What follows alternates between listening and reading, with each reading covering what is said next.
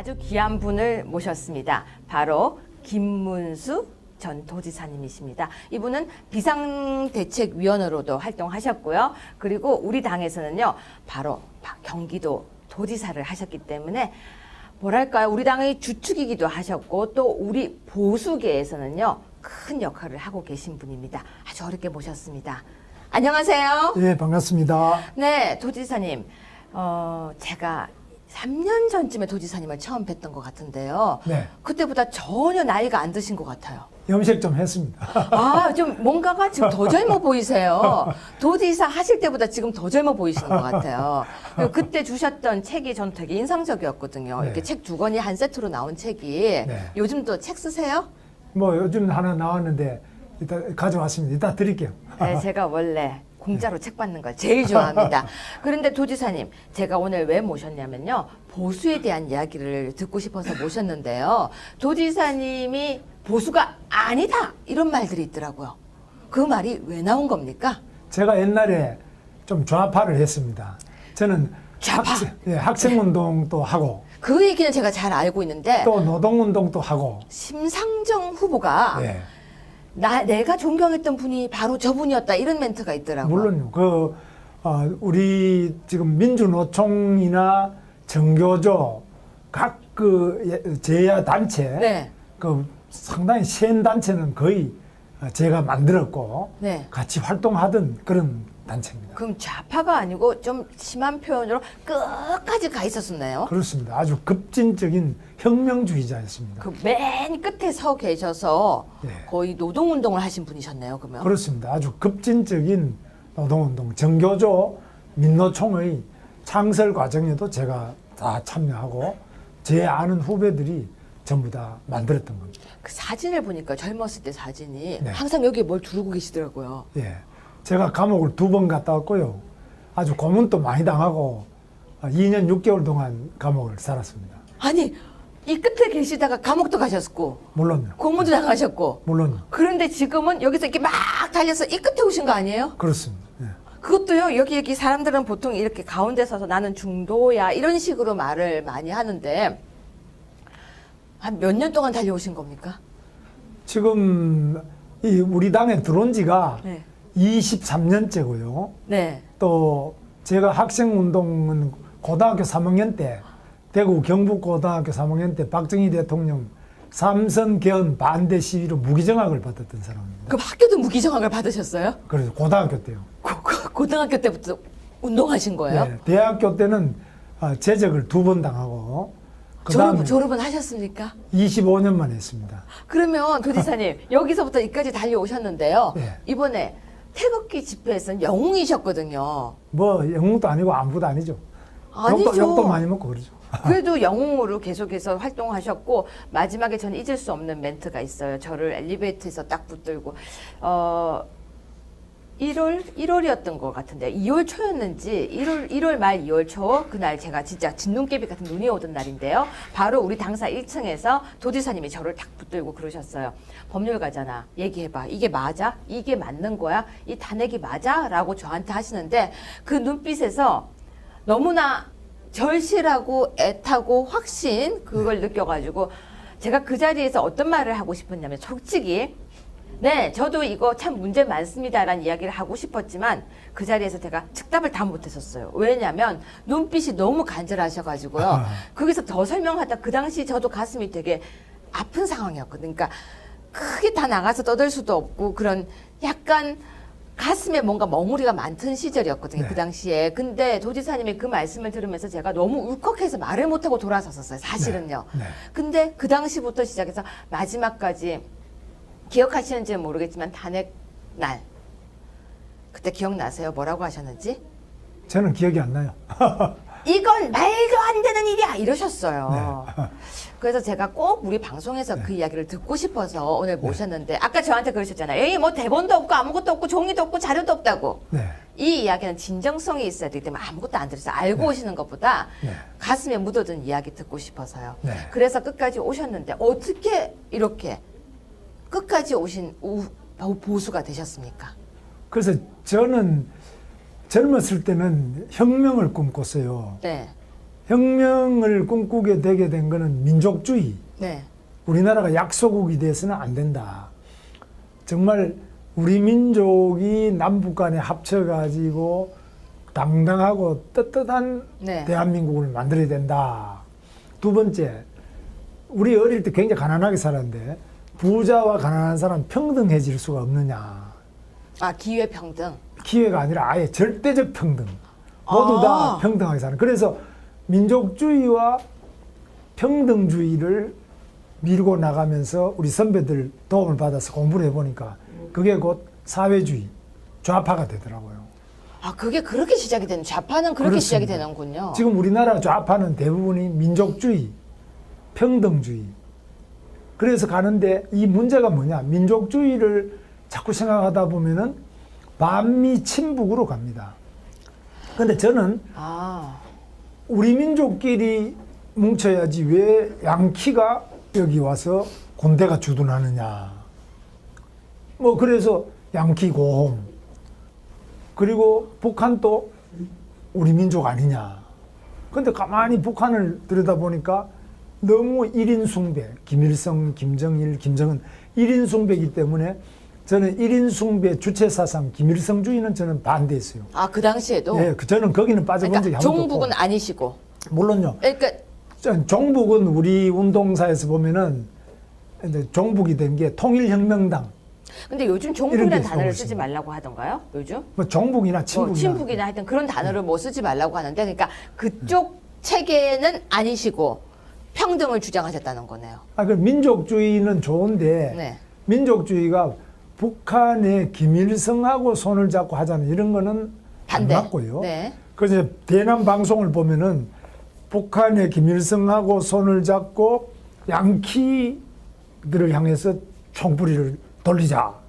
이런 선동을 하는데 젊은 군인들이 입대해가지고 헷갈리는 겁니다. 대남 방송을 들으면은 그렇지. 북한도 우리 민족인데 이런 영화가 공동경비구역, JSA 이런 거 보면 그런 걸 아주 이 교묘하게 잘 묘사를 해놨어요. 네. 그래서 우리 민족의 정서 속에 뿌리 깊은 민족주의, 항일 민족주의, 이 영웅이 바로 무장투쟁을 한 김일성이다 이렇게 주장하고 있고요. 그 다음에 우리 이승만 대통령은 친미 사대주의자 아니냐. 네. 박정희는 친일 군인 아니냐. 네. 이런 식으로 해서 이승만 반대, 박정희 반대, 김일성 만세 이래 가는 겁니다. 그래서 이건 아니다. 이렇게 가서는 우린 북한에는 인권도 없고 자유도 없고 아무것도 없잖아요. 그런 깜깜한 암흑에 배고프게 살 수는 없다. 그래서 저는 친북, 종북은 안 했고요. 네. 다만 우리 대한민국 사회에서 보면 재벌과 빈곤 이런 책이 우리 대학교 때 많이 읽었어요. 네. 재벌과 빈곤. 우리가 가난해진 것은 재벌이 우리 피를 빨아먹었기 때문에 가난하다. 재벌은 또 일본 자본이나 미국 자본에 의해서 또 수탈을 당한다. 그래서 우리 재벌은 매판 자본이라고 그랬어요. 그때는 매판 자본이라는 것은 외국의 자본의 이익을 위해서 국내에서 활동하면서 국내 피를 빨아가지고 외국에 일부 주고 자기가 일부 먹는 이런 것을 반민족적 매판 자본 이렇게 했어요. 이런 것들이 지금 또 대학가에 꽉 퍼져가지고 재벌 해체론, 그 다음에 반미 친북론 이런 것들이 지금 현재 야당도 그런 뿌리를 가지고 그 정책에 많이 그게 여당. 표현되고 있습니다. 여당. 여당이죠. 우리가 야당. 아, 지금 여당. 그러네. 우리가 야당. 그래. 그러니까 저쪽 여당 얘기하신 거죠. 지금 민주당이 그렇습니다. 그렇죠. 그 여당 얘기하신 거죠. 정의당은 아예 내놓고 네. 내놓고 평등주의 이야기하고 과거 통진당은 내놓고 친북 반미 정당 그런 정당이었고요. 지금 민주당도 임종석 같은 사람은 전대엽 주체사상 김일성주의자로서 3년 6개월 감옥 갔다 온 사람입니다. 그런 사람들이 수두룩하게 박혀가지고 색깔 자체가 단순한 집권당 민주주의 이게 아니고 친북 반미 성향을 강하게 가지고 반재벌 친혁명 노조, 급진 노조 이 생각이 상당히 강한 이것이 문제다 그렇게 보고 있습니다. 그러면 도지사님 방금 막 평등 이제 그 부분에 대해서 처음 젊은 시절에 그 부분에 어쨌거나 우리 요즘 표현으로 꽂히셨던 거잖아요. 네. 다 같이 평등한 사회. 그거 좋은 생각이죠. 아 근데 저는 다 같이 평등한 사회가 될 것 같으면 대학 입시도 없어져야죠. 그렇습니다. 네, 성적도 없어져야 되고. 예. 그러면은 누군가가 열심히 하려고 하는 생각이 없어지지 않을까라는 생각이 전 들었었거든요. 그렇습니다. 다 똑같이 평등하면. 그래서 평등을 이상으로 하던 소련과 공산주의 나라가 전 인류의 3분의 1을 70년간 대상으로 실험을 했는데 네. 극단적 평등을 해봤는데 망해버렸습니다. 안 망한 게 하나도 없습니다. 그쵸? 다 망했습니다. 그래서 이것은 인간의 본성과 맞지 않는 하나의 극단적 이상주의다. 그렇죠. 현실에서는 그건 다 망한다. 그런데도 불구하고 아직까지 우리 대한민국의 젊은이들의 머릿속에 이런 생각이 꽉 박혀가지고 박혀 있어요. 걱정입니다. 그게 저는 평등을 어떻게 여기서 말하는 평등을 전 뭐라고 생각하냐면요. 발 묶어 달리기라고 생각하거든요. 발 다 같이 한 5명이 묶어서 달리기 하면 막 가면서 자빠지고 엎어지고 멀리 뛰지를 못하거든요. 근데 100m 달리기를 하면 여러 명을 딱 세워서 빵 하면은 엄청나게 빨리 가는 사람 그리고 빨리 가는 사람을 보고 따라 뛰는 사람 오히려 그 적당한 경쟁 사회는 발전이 있다라고 저는 생각을 했었거든요. 근데 평등이라고 말씀을 하셨는데 이번 청와대가요. 소득 재분배를 강력하게 추진하겠다 이런 이야기를 하고 있거든요. 그럼 여기에 대해서는 지금 지사님은 어떻게 생각하십니까? 소득 재분배가 권력에 의해서 네. 극단적으로 추진된 것이 공산주의입니다. 네. 그거보다는 조금 법에 의해 가지고 합법적이고 법률에 의해서 한 것이 사회민주주의라고 합니다. 네. 공산주의는 이미 다 망했고요. 공산주의, 사회민주주의. 사회민주주의 하는 나라는 유럽에 많이 있습니다. 스웨덴, 노르웨이 뭐 이런 사회민주주의 나라가 많이 네, 있는데 네. 그런 데는 대체로 보면은 그 조건이 우리보다 좋습니다. 국가의 지정학적 조건이 우리는 옆에 일본이 있고요. 이쪽으로는 중국이 있고 위로는 러시아 있고 또 미국도 여기 주둔하고 있습니다. 또 북한이 바로 네, 북한은 뭐 완전히 공산 네. 국가라기보다는 1인 세습 권위주의 독재 네. 국가. 이건 뭐 자유도 없고 네. 모든 게 없으니까. 그래서 여러 가지 면에서 우리 주변의 조건 자체가 그런 이상주의, 낭만주의만 가지고 국가를 유지할 수 있느냐. 우선 북한의 핵미사일을 가지고 우리를 위협하고 미국까지 위협하는데 우리가 민족끼리 평등 이런 이야기를 해가지고 안일하게. 과연 먹혀들 수 있느냐. 나라를 유지할 수 있느냐. 이런 문제가 있기 때문에 우리가 굉장히 국가 운영이 어렵습니다. 그래서 정말 우리 지혜를 짜고 우리에게 맞는 걸 해야 되는데 기본적으로 적어도 평등주의와 민족주의를 극단화한 북한식 이런 거는 과거 사회주의, 민주주의 이거 안 된다. 사회민주주의 안 된다.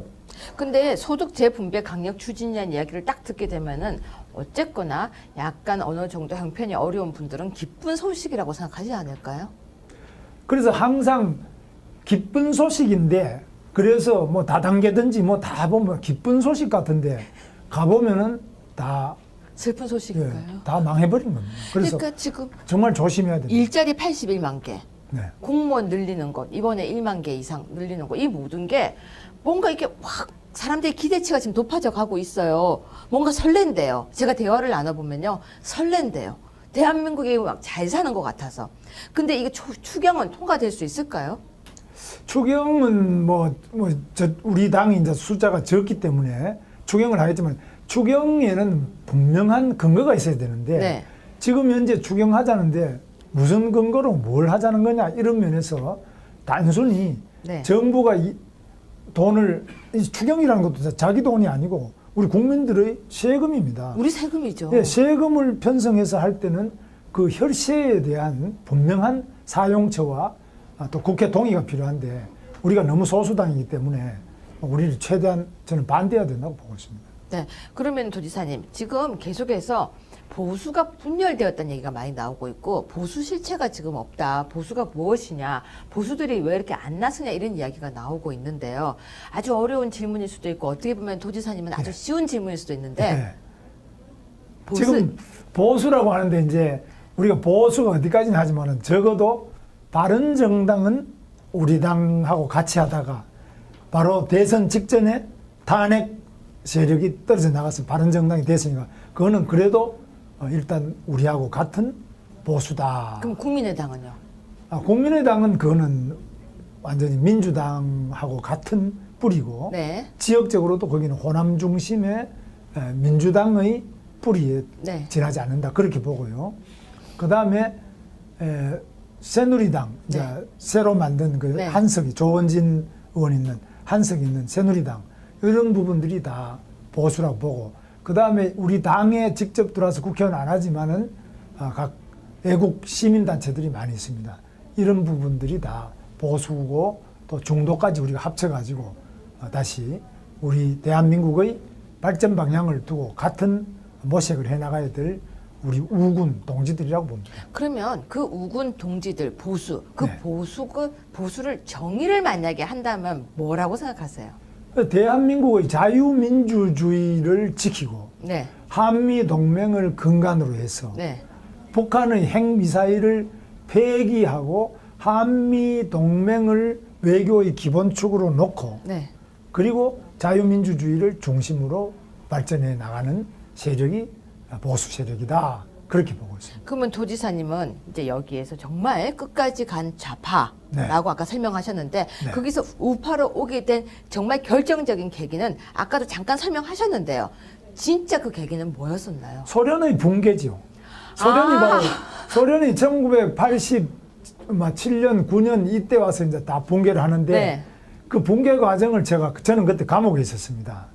감옥에서 그 과정을 정말 그 과정을 예, 저는 너무 명확해요. 예. 소련의 붕괴. 감옥에서 그 관련된 신문 같은 건 안 들어오니까 네. 그 여러 가지 잡지에 나오는 논문이라든지 이런 것들 제가 읽어보니까 이거는 제가 생각하던 이상 사회주의가 되면은 모든 그 불평등이 없어지고 서로 평등해진다 그랬는데 그 사회가 너무나 불평등이 심하고 또 평등한 게 노력할수록 하향 평준화가 계속 이루어져서 사회 전체가 밑으로 가라앉으면서 그 속에서도 공산당 소위 배급권을 쥐고 있는 공산당 간부들과 배급받는 인민들 사이에서 이 격차와 부조리, 불합리가 너무나 많아요. 그래서 이 사회 전체가 전체적으로는 가라앉고 그 내부에서는 불합리한 불평등이 너무나 심하기 때문에 이거는 자본주의보다 더 못하다. 그런 결론을 내리고 저는 그때 자유민주주의자로 바꿔야 되겠다. 그렇게 생각했는데 자유민주주의라는 건 또 너무나 부정적으로 생각해왔기 때문에 사회민주주의라면 어떻겠나 해서 제가 스웨덴 유학을 가려고 했어요. 그래서 스웨덴 공부를 자꾸 해보니까 우리하고 너무 안 맞아요. 복지가 너무 잘 돼 있죠, 예, 거기는. 시스템. 복지가 잘 돼 있다기보다는 여러 가지 역사와 시스템이 안 맞고 아예 근본부터 땅은 다른가요? 넓고요. 네. 거기는 자원이 많고 인구는 조금밖에 안 되는 우리 10분의 1선 안 되는 이런 작은 나라들이 그래서 주변 환경이라든지 모든 게 달라요. 그래서 사회민주주의도 우리나라 같은 경우는 안 되겠다. 우리는 왜냐하면 남북이 대치돼 있고 바로 북이라는 강력한 군사국가하고 마주보고 있기 때문에 우리 한미동맹이 없으면 당장 이 유지가 안 됩니다. 그래서 모든 면에서 우리는 자유민주주의 체제로 갈 수밖에 없다. 그래가지고 이렇게 생각을 하고 있던 찰나에 당시에 김영삼 대통령이 우리 당에 좀 들어라. 그래가지고 이 당에 들어서 그다음부터도 또 금방 안 바뀌어요. 계속 공부를 하면서 지금 바뀌고 있다가 이제 지금 와서는 이제 많이 바뀐 거죠. 그러나 제 머릿속에 아직까지 과거에 가지고 있던 청년 시대를 가지고 있던 민족주의적인 생각 그리고 평등주의적인 이런 생각이 다른 사람보다는 많이 남아있다고 저는 봅니다. 그럼 남아있지만 과거의 그 색깔은 아니잖아요. 과거의 그 색깔이 아니라 국민에 대한 사랑 아니에요? 오히려? 물론 사랑도 네, 있겠지만 표현이 좀 이상한가요? 왜냐하면 평등해야 한다는 게 그때처럼 똑같이 너도 밖으로 가나 나도 밖으로 가나 너도 단무지 세알 나도 단무지 세알 이게 평등이 아니라 근데 이렇죠. 평등이라는 게 네. 어떻게 평등으로 가느냐, 무엇을 평등으로 가느냐는 점에서 좌파들이 가지고 있는 평등으로 가는 길은 첫째 혁명에 의한 것이 있고 네. 그 다음에 점진적인 입법에 의해서 가는 게 있는데 혁명에 의해서 가는 것을 바로 볼셰비키 네. 또는 좌익 혁명, 문화 대혁명 이런 거는 폭력으로 가는 겁니다. 그다음에 사회민주주의는 그것이 법률에 의해서 제도에 의해서 평등을 지향해 나가는 방법인데요. 제가 볼 때는 저는 지금 그런 생각이 아니고 우리 자유민주주의 시장경제체제 안에서 여기에서 가급적이면 기회의 평등, 기회의 또 평등. 여러 가지 지역적인 평등, 균형 이런 것들을 아. 약자에 대한 배려 이런 것들을 중심으로 해서 가야 된다고 생각이 많이 달라진 거죠. 그렇죠. 그런데 저는 아직 이제 도지사님에 비하면은 이런 생각들이 이제 시작하는 단계지만 전 평등해야 될 부분이 두 군데는 있다라고 생각해요. 네. 어떤 부분이냐면 바로 병원, 네. 치료의 평등. 그러니까 바로 지금 우리나라가 하고 있는 정책이죠. 네. 우리나라 보험제도나 의료보험제도는 저는 국민의료보험제도는 잘 되어 있다고 생각하거든요. 네. 그리고 또 하나는 나이 드신 분과 어린이에 대한 약자에 대한 그 배려, 그 평등이 저는 필요하다고 생각하는데 나머지 부분에서 평등이라는 단어가 저는 참 아직 이해가 안 가요. 왜냐면 키가 크고 등치가 큰 남자에게 또 키가 작고 약한 여자에게 똑같이 평등이라는 단어가 저는 밥그릇의 평등은 평등이 아니라고 생각하거든요. 제가 생각하는 평등은. 그 똑같이 나눠준다는 거, 특히 소득 재분배라는 건 제 개념에서는 조금 이해가 안 가는 거예요. 그렇다면 소득을 재분배한다라고 하면 누가 열심히 하게 될까? 저는 계속 그런 의문을 가지고 있었거든요. 그러니까 어떻게 보면 저는 머릿속부터 좌파가 될 수가 없는 스타일인지도 잘 모르겠어요. 그런데 도지사님이 하시는 말씀과 지금 이 이야기를 들으면서 저는 이 생각이 들었어요. 지금 젊은 애들이 생각하고 있는 그 평등은 굉장히 여기서 이야기하는 평등이 멋있게 들리거든요. 근데 도지사님이 그 젊은이들을 만나주면은 오히려 애들이 정신을 바짝 차리지 않을까 하는 생각이 드는데 근데 이렇게 했습니다. 젊은이들은 아무래도 이상주의에 많이 치우쳐 있고요. 네. 나이 든 사람들은 많은 우여곡절을 거쳤기 때문에 현실주의적인 생각을 많이 합니다. 네. 그래서 젊었을 때는 모두 혁명가가 되다가 네. 나이 들면 모두 다가 보수주의자가 된다. 네. 그 이제 경험을 말하는 거죠. 네. 그래서 보수주의에서는 경험이 소중한 학교입니다. 네. 그런데 이 소득을 누가 그러면 평준화시킬 거냐, 평등화할 네. 것이냐, 네. 권력에 의해서, 정부에 의해서 그렇게 할 경우에는 이 권력과 정부가 정당하냐, 그리고 권력과 정부가 사유재산권을 침해하는 겁니다. 예를 들면 내가 벌어놓은데 세금으로 가져가면 그러니까요. 사유재산이 된 것을 받아다가 어디 나눠준다. 어디 나눠줄 거냐? 저한테는 안 물어보고 그냥 제도로서 어디 주자 이렇게 합니다. 그래서 이런 점에서 사유재산권을 얼마나 보장하느냐 하는 거하고 또 정부의 권한이 어디까지 세금률은 얼마고 무슨 세목을 가지고 또 어떻게 나눠서 어디로 줄 거냐 하는 점에서 굉장한 합의 과정이 필요한데 이런 부분에서 너무 쉽게 그런 것들을 해나갈 때는 바로 조세 저항 그리고 정부의 실패 그리고 조금 더 세하게 나가면은 권력의 횡포 그래서 저항이 일어나서 그 정권이 무너진 사례가 역사 구석구석에 너무 많이 있습니다. 저는 국민에게 저항권이라는 게 있다라고 생각하거든요. 물론 그게 저희 헌법에 규정되어 있어요. 바로 4.19 정신에. 4.19 정신을 전문에 넣은 것은 저항권을 보장하기 위해서라고 저는 배웠었거든요. 근데 저항권이 있는데 이렇게 소득 재분배를 강력 추진하게 되면 국민에게도 저항권이 있지 않습니까? 저항권은 멀리 갈 것 같고 지금 촛불혁명 정권이라고 문재인 정부가 그렇게 말 문재인 네. 대통령이 직접 그렇게 그렇죠. 연설하고 네, 있습니다. 명명했죠. 촛불혁명 정권이다. 촛불혁명 정신을 받들어서 뭐 적폐를 청산하자. 그럼 무엇이 적폐냐? 법에 적폐라는 것은 뭐라고 규정하는 게 있느냐? 당신 마음대로 하는 거냐? 법에 있느냐? 또 무엇이 촛불혁명 정권이냐? 뭐 이런 부분에 대해서 촛불을 한 100만 개 들고 나왔더니만은 세상이 뒤집어지고 언론이 뒤집어지고 대통령이 탄핵되고 대통령 선거가 당겨지고 온 세상이 혁명 정권처럼 됐는데 다른 나라에서 볼 땐 이거는 민주주의가 대단하다고 볼 것이냐 아닐 것 아니면 같아요. 네. 대한민국은 아직까지 정치가 안정이 안 되고 일부 과격한 선동 세력이 광장에 모여서 촛불 들고 흔들면은 언론도 뒤집어지고 법원도 뒤집어지고 검찰도 뒤집어지고 대통령이 다 끌려 내려오는구나 감옥에 가서 앉아 있구나 과연 이것이 그럼 제대로 된 민주주의냐? 뭐 이런 부분에서 우리가 너무너무 생각해야 될 점이 많은데 지금 이런 생각하면은 당신은 수구꼴통이야. 저는 거기에는 승복할 수가 없습니다. 이건 정말 우리가 깊이 성찰해야 되고 지금 늦었지만 하나하나 따져가는데 거기에 우리 자유한국당이 정말 제대로 깨어서 깊이 공부하고 토론하고 바로잡고 하는 그런데 힘차게 나가야 된다고. 자유한국당이라고 하면은 수구꼴통이라고 얘기를 하더라고요. 그리고 자유한국당입니다. 그러면 부끄럽지 않나라고 묻더라고요. 저한테요. 우리 작가 선생님이 저한테 이런 얘기를 해주셨어요. 사람들이 그런다고. 너 거기 가서 일 왜 하냐? 이런다고 얘기를 해주더라고요.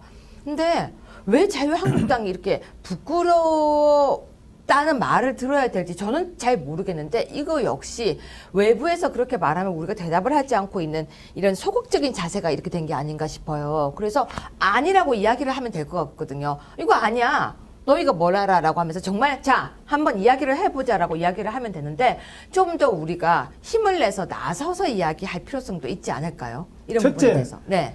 저는 자유한국당 늘 이야기합니다만 힘줘서 이야기하는데 첫째는 대한민국의 국방 안보를 지킬 수 있는 세력이 자유한국당 외에 누구냐? 네.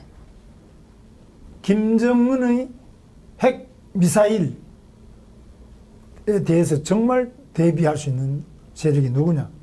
한미 동맹을 유지하고 이걸 바탕으로 해서 나라를 평화와 또 안정으로 지켜나갈 수 있는 정당이 자유한국당 외에 있느냐? 네. 두 번째, 자유한국당 이외에 글로벌 기업을 키워가지고 전 세계적인 시장에서 제1등의 기업을 만들어낼 수 있는 경제 철학과 구체적인 국가 경제 정책을 만들어내는 그런 정당이 있느냐? 우리는 기본적으로 박정희 대통령이 제철소 포항제철 안 된다 할 때 만들어서 세계 1등을 만들었고 그렇죠. 네. 자동차도 안 된다고 할 때 세계적인 자동차 기업을 했고 조선, 뭐 전자, 중화공업, 정유 다 전 세계적인 산업국가로 만들었습니다. 이거 그때 야당은 뭐라 그랬느냐? 그거 하면은 기술 종속, 자본 종속, 시장 종속으로 이 매판 자본이 돼가지고 네. 나라 전체 경제가 식민지가 된다. 반대하고 들어놓았습니다. 그런데 박정희 대통령이 강하게 해서 결국은 우리 대한민국이 이런 좋은 세계적 기업, 세계 1등 기업을 만들어냈습니다. 앞으로도 마찬가지입니다. 이 민족주의로 시장을 닫아서는 세계적인 훌륭한 선수를 만들어낼 수 없습니다. 그래서 동네 골목 축구는 할지 몰라도 월드컵을 나갈 만한 세계적인 축구팀을 못 만듭니다. 마찬가지로 기업도 동네 골목에서만 장사하는 기업은 만들 수 있을지 몰라도 세계적인 글로벌 초인류 기업을 만들 수가 없습니다. 그런데 오직 자유한국당만이 그런 비전과 그러한 구체적인 경험을 가지고 미래를 열어갈 수 있다. 그래서 우리 젊은이들일수록 더 세계주의 그리고 더 세계 인류의 경영자가 되고 인류의 또 과학기술자 되고 학자가 돼 나갈 수 그렇게 하기 위해서는 자유한국당을 제대로 좀 지지하고 같이 해나가셔야 된다고 봅니다. 자, 마지막 질문입니다. 제일 어려운 질문이에요. 네. 도지사님, 네. 자유한국당과 바른정당은 차이가 뭡니까? 이 청년들이 알아듣기 쉽게 설명을 해주셔야 돼요. 자유한국당에서 뛰쳐나가서 바른당을 만들었어요. 네. 자유한국당에 박근혜 대통령을 탄핵하고 나갔어요. 네. 저는 홍준표 후보가 자기 어머니는 까막눈이고 네. 자기 아버지는 경비원에 지나지 야간 경비원에 지나지 네. 않았다. 그런데 나는 우리 아버지 어머니를 세종대왕보다 더 존경한다. 그럼 이 또라이냐? 홍준표 후보가 또라이냐? 그게 아니고 그것이 바로 자식과 부모의 관계, 효의 기본 정신이라고 생각합니다. 잘나서 우리가 부모님을 꼭 존경하는 것이 아니라 나를 낳아주고 길러주셨고 그렇기 때문에 우리 부모님을 존경하는데 이것이 바로 보수의 기본 정신이다. 이것은 기본 정신인데 우리 조직도 똑같습니다. 당원들끼리의 동지적 사랑, 또 우리 당에 대한 애당심, 이런 이야기 하는데 그게 뭐냐? 뭐 좀 잘못하면은 뛰쳐나가고 탈당해버리고, 또 좀 잘못하면은 다 탄핵해버리고, 이런 게 아니라 그런 점에서 잘못을 고치기 위해서 치열하게 싸우되 그 안에서 해야지. 좀 마음에 안 들면은 막 우리 이혼하자, 우리 부모 관계, 부자 관계 끊어버리자, 우리 당근은 나 뛰쳐나가서 따로 만들겠다, 이런 것들은 보수하고는 아주 거리가 멉니다. 그래서 제가 볼 때는 그 틀을 존중하면서 고쳐나가는 이런 점에서 바른당과 우리 자유한국당은 다른데, 그러나 지금 이제 큰 대통령 선거를 두고 큰 한판 승부가 끝났기 때문에 다시 힘을 합쳐서 우리 자유한국당에서 많은 중도 보수 세력을 모두 다 모아서 대연합, 대통합을 해나가야 된다, 그렇게 생각합니다. 방금 이해 가셨습니까? 바른정당과 자유한국당의 차이점은요, 바로 안에서 힘들어도 지키고, 그리고 그 안에서 나아지려고 노력하는 것이 보수 자유한국당이라고 저는 이해를 했습니다. 여러분은 어떻게 이해를 하셨는지 모르겠지만요, 방금 저는 그 설명을 듣는 순간 정말 이해가 되었습니다. 보수는 그 자리에 멈춰 서 있는 것이 아니라 잘못된 거 있을 때는 정말 보수해 나가면서요, 걸어 나가는 겁니다. 아파트 상가에 이렇게 써져 있더라고요. 네. 수도관 보수. 네. 그리고 열쇠 보수. 네. 전 근데 그걸 보면서 이 생각이 들었습니다. 그래, 고쳐서 걸어 나가는 게 보수라고. 좀 그럴싸하지 않습니까? 좋습니다. 도지사님, 네. 앉아서 가만히 있는, 아무것도 하지 않는 게 보수가 아니잖아요. 아닙니다. 그래서 그것만이 아니고 그건 하나의 태도를 말하고요. 그렇죠? 대한민국에서의 보수, 자유한국당의 보수는 자유입니다. 북한에는 자유가 없지만 언론의 자유, 정당 설립의 자유, 신체의 자유, 비판의 자유 다 없지만 대한민국에는 대통령까지 다 끌어내려가지고 감옥에 가다 놓고 재판합니다. 선 끌어내리고 후 재판하는 이런 건 아마 전 세계적으로 없을 겁니다. 우리 자유가 넘치고 우리 젊은이들도 얼마든지 하고 싶은 거 다 하지 않습니까? 그래서 자유를 지키고 확장시키고 나의 자유가 남의 자유를 침해하는 것이 아니라 내 자유가 남의 자유를 더 끌어올리고 정진시키는, 그리고 전 세계 자유를 더 높여나가는 이런 것들이 보수의 핵심이다. 보수는 자유다. 저는 그렇게 생각합니다. 그래서 저는 이렇게 마무리하겠습니다. 미국의 JSA 이런 거 보면 그런 걸 아주 교묘하게 잘 묘사를 해놨어요. 네. 그래서 우리 민족의 정서 속에 뿌리 깊은 민족주의, 항일 민족주의, 이 영웅이 바로 무장투쟁을 한 김일성이다, 이렇게 주장하고 있고요. 그 다음에 우리 이승만 대통령은 친미 사대주의자 아니냐, 네. 박정희는 친일 군인 아니냐, 네. 이런 식으로 해서 이승만 반대, 박정희 반대, 김일성 만세, 이래 가는 겁니다. 그래서 이건 아니다, 이렇게 가서는 우린 북한에는 인권도 없고 자유도 없고 아무것도 없잖아요. 그런 깜깜한 암흑에 배고프게 살 수는 없다. 그래서 저는 친북 종북은 안 했고요. 네. 다만 우리 대한민국 사회에서 보면 재벌과 빈곤, 이런 책이 우리 대학교 때 많이 읽었어요. 네. 재벌과 빈곤. 우리가 가난해진 것은 재벌이 우리 피를 빨아먹었기 때문에 가난하다. 재벌은 또 일본 자본이나 미국 자본에 의해서 또 수탈을 당한다. 그래서 우리 재벌은 매판 자본이라고 그랬어요. 그때는 매판 자본이라는 것은 외국의 자본의 이익을 위해서 국내에서 활동하면서 국내 피를 빨아가지고 외국에 일부 주고 자기가 일부 먹는, 이런 것을 반민족적 매판 자본, 이렇게 했어요. 이런 것들이 지금 또 대학가에 꽉 퍼져가지고 재벌 해체론, 그 다음에 반미 친북론, 이런 것들이 지금 현재 야당도 그런 뿌리를 가지고 그 정책에 많이 그게 여당. 표현되고 있습니다. 여당. 여당이죠. 우리가 야당. 지금 여당. 그러네. 우리가 야당. 그래. 그러니까 저쪽 여당 얘기하신 거죠. 지금 민주당이 그렇습니다. 그렇죠. 그 여당 얘기하신 거죠. 정의당은 아예 내놓고 네. 내놓고 평등주의 이야기하고 과거 통진당은 내놓고 친북 반미 정당 그런 정당이었고요.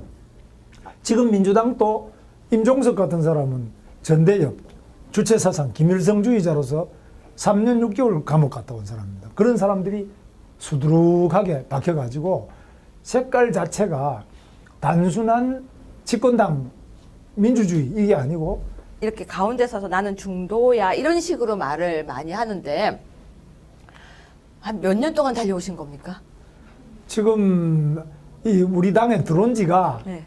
23년째고요. 네. 또 제가 학생운동은 고등학교 3학년 때 대구 경북고등학교 3학년 때 박정희 대통령 삼선 개헌 반대 시위로 무기정학을 받았던 사람입니다. 그럼 학교도 무기정학을 받으셨어요? 그래서 고등학교 때요. 고등학교 때부터 운동하신 거예요? 네, 대학교 때는 제적을 2번 당하고 그다음에 졸업은 하셨습니까? 25년만 했습니다. 그러면 도지사님 여기서부터 여기까지 달려오셨는데요. 네. 이번에 태극기 집회에서는 영웅이셨거든요. 뭐 영웅도 아니고 아무것도 아니죠. 아니죠. 욕도 많이 먹고 그러죠. 그래도 영웅으로 계속해서 활동하셨고 마지막에 저는 잊을 수 없는 멘트가 있어요. 저를 엘리베이터에서 딱 붙들고 1월이었던 것 같은데 2월 초였는지 1월 말 2월 초 그날 제가 진짜 진눈깨비 같은 눈이 오던 날인데요. 바로 우리 당사 1층에서 도지사님이 저를 딱 붙들고 그러셨어요. 법률가잖아. 얘기해봐. 이게 맞아? 이게 맞는 거야? 이 탄핵이 맞아? 라고 저한테 하시는데 그 눈빛에서 너무나 절실하고 애타고 확신 그걸 느껴가지고 제가 그 자리에서 어떤 말을 하고 싶었냐면 솔직히 네 저도 이거 참 문제 많습니다라는 이야기를 하고 싶었지만 그 자리에서 제가 즉답을 다 못했었어요. 왜냐하면 눈빛이 너무 간절하셔가지고요. 거기서 더 설명하다 그 당시 저도 가슴이 되게 아픈 상황이었거든요. 그러니까 크게 다 나가서 떠들 수도 없고 그런 약간 가슴에 뭔가 멍우리가 많던 시절이었거든요. 네. 그 당시에. 근데 도지사님이 그 말씀을 들으면서 제가 너무 울컥해서 말을 못하고 돌아섰었어요. 사실은요. 네. 근데 그 당시부터 시작해서 마지막까지 기억하시는지는 모르겠지만 탄핵 날. 그때 기억나세요? 뭐라고 하셨는지? 저는 기억이 안 나요. 이건 말도 안 되는 일이야! 이러셨어요. 네. 그래서 제가 꼭 우리 방송에서 그 이야기를 듣고 싶어서 오늘 모셨는데 아까 저한테 그러셨잖아요. 에이 뭐 대본도 없고 아무것도 없고 종이도 없고 자료도 없다고. 네. 이 이야기는 진정성이 있어야 되기 때문에 아무것도 안 들어서 알고 오시는 것보다 네. 가슴에 묻어든 이야기 듣고 싶어서요. 네. 그래서 끝까지 오셨는데 어떻게 이렇게 끝까지 오신 보수가 되셨습니까? 친북 반미 성향을 강하게 가지고 반재벌 친혁명노조 급진노조 이 생각이 상당히 강한 이것이 문제다 그렇게 보고 있습니다. 그러면 도지사님 방금 막 평등 이제 그 부분에 대해서 처음 젊은 시절에 그 부분에 어쨌거나 우리 요즘 표현으로 꽂히셨던 거잖아요. 네. 다 같이 평등한 사회. 그거 좋은 생각이죠. 아 근데 저는 다 같이 평등한 사회가 될 것 같으면 대학 입시도 없어져야죠. 그렇습니다. 네, 성적도 없어져야 되고. 예. 그러면은 누군가가 열심히 하려고 하는 생각이 없어지지 않을까라는 생각이 전 들었었거든요. 그렇습니다. 다 똑같이 평등하면. 그래서 평등을 이상으로 하던 소련과 공산주의 나라가 전 인류의 3분의 1을 70년간 대상으로 실험을 했는데 네. 극단적 평등을 해봤는데 망해버렸습니다. 안 망한 게 하나도 없습니다. 그쵸? 다 망했어요. 그래서 이것은 인간의 본성과 맞지 않는 하나의 극단적 이상주의다. 그렇죠. 현실에서는 그건 다 망한다. 그런데도 불구하고 아직까지 우리 대한민국의 젊은이들의 머릿속에 이런 생각이 꽉 박혀가지고 박혀 있어요. 걱정입니다. 그게 저는 평등을 어떻게 여기서 말하는 평등을 전 뭐라고 생각하냐면요. 발 묶어 달리기라고 생각하거든요. 발 다 같이 한 5명이 묶어서 달리기 하면 막 가면서 자빠지고 엎어지고 멀리 뛰지를 못하거든요. 근데 100m 달리기를 하면 여러 명을 딱 세워서 빵 하면은 엄청나게 빨리 가는 사람 그리고 빨리 가는 사람을 보고 따라 뛰는 사람 오히려 그 적당한 경쟁 사회는 발전이 있다라고 저는 생각을 했었거든요. 근데 평등이라고 말씀을 하셨는데 이번 청와대가요. 소득 재분배를 강력하게 추진하겠다 이런 이야기를 하고 있거든요. 그럼 여기에 대해서는 지금 지사님은 어떻게 생각하십니까? 소득 재분배가 권력에 의해서 네. 극단적으로 추진된 것이 공산주의입니다. 네. 그거보다는 조금 법에 의해 가지고 합법적이고 법률에 의해서 한 것이 사회민주주의라고 합니다. 네. 공산주의는 이미 다 망했고요. 공산주의, 사회민주주의. 사회민주주의 하는 나라는 유럽에 많이 있습니다. 스웨덴, 노르웨이 뭐 이런 사회민주주의 나라가 많이 네, 있는데 네. 그런 데는 대체로 보면은 그 조건이 우리보다 좋습니다. 국가의 지정학적 조건이 우리는 옆에 일본. 그래서 저는 젊었을 때는 혁명을 꿈꿨어요. 네. 혁명을 꿈꾸게 되게 된 거는 민족주의. 네. 우리나라가 약소국이 돼서는 안 된다. 정말 우리 민족이 남북 간에 합쳐가지고 당당하고 떳떳한 네. 대한민국을 만들어야 된다. 두 번째, 우리 어릴 때 굉장히 가난하게 살았는데 부자와 가난한 사람 평등해질 수가 없느냐. 아, 기회평등. 기회가 아니라 아예 절대적 평등. 모두 다 아. 평등하게 사는. 그래서 민족주의와 평등주의를 밀고 나가면서 우리 선배들 도움을 받아서 공부를 해보니까 그게 곧 사회주의, 좌파가 되더라고요. 아, 그게 그렇게 시작이 되는, 좌파는 그렇게 그렇습니다. 시작이 되는군요. 지금 우리나라 좌파는 대부분이 민족주의, 평등주의. 그래서 가는데 이 문제가 뭐냐. 민족주의를 자꾸 생각하다 보면은 반미 친북으로 갑니다. 근데 저는 아, 우리 민족끼리 뭉쳐야지 왜 양키가 여기 와서 군대가 주둔하느냐. 뭐 그래서 양키 고홈. 그리고 북한도 우리 민족 아니냐. 근데 가만히 북한을 들여다보니까 너무 1인 숭배. 김일성, 김정일, 김정은 1인 숭배이기 때문에 저는 1인 숭배 주체 사상 김일성주의는 저는 반대했어요. 아, 그 당시에도? 예, 저는 거기는 빠져본 적이 그러니까 한 번도 종북은 없고. 아니시고. 물론요. 그러니까 종북은 우리 운동사에서 보면은 이제 종북이 된 게 통일혁명당. 근데 요즘 이런 종북이라는 게 단어를 있습니다. 쓰지 말라고 하던가요? 요즘? 뭐 종북이나 뭐 친북이나. 친북이나 하여튼 그런 단어를 뭐 쓰지 말라고 하는데, 그러니까 그쪽 체계는 아니시고 평등을 주장하셨다는 거네요. 아, 그 민족주의는 좋은데 네. 민족주의가 북한의 김일성하고 손을 잡고 하자는 이런 거는 반대. 안 맞고요. 네. 그래서 대남 방송을 보면은 북한의 김일성하고 손을 잡고 양키들을 향해서 총부리를 돌리자. 이런 선동을 하는데 젊은 군인들이 입대해가지고 헷갈리는 겁니다. 대남 방송을 들으면은 그렇지. 북한도 우리 민족인데 이런 영화가 공동경비. 아주 귀한 분을 모셨습니다. 바로 김문수 전 도지사님이십니다. 이분은 비상대책위원으로도 활동하셨고요. 그리고 우리 당에서는요, 바로 경기도 도지사를 하셨기 때문에 뭐랄까요, 우리 당의 주축이기도 하셨고 또 우리 보수계에서는요, 큰 역할을 하고 계신 분입니다. 아주 어렵게 모셨습니다. 안녕하세요. 예, 반갑습니다. 네, 도지사님. 제가 3년 전쯤에 도지사님을 처음 뵀던 것 같은데요. 네. 그때보다 전혀 나이가 안 드신 것 같아요. 염색 좀 했습니다. 아, 좀 뭔가가 지금 더 젊어 보이세요. 도지사 하실 때보다 지금 더 젊어 보이시는 것 같아요. 그리고 그때 주셨던 책이 전 되게 인상적이었거든요. 네. 이렇게 책 2권이 한 세트로 나온 책이. 네. 요즘도 책 쓰세요? 뭐 요즘 하나 나왔는데 이따 가져왔습니다. 이따 드릴게요. 네, 제가 원래 공짜로 책 받는 걸 제일 좋아합니다. 그런데 도지사님, 제가 오늘 왜 모셨냐면요, 보수에 대한 이야기를 듣고 싶어서 모셨는데요. 도지사님이 보수가 아니다, 이런 말들이 있더라고요. 그 말이 왜 나온 겁니까? 제가 옛날에 좀 좌파를 했습니다.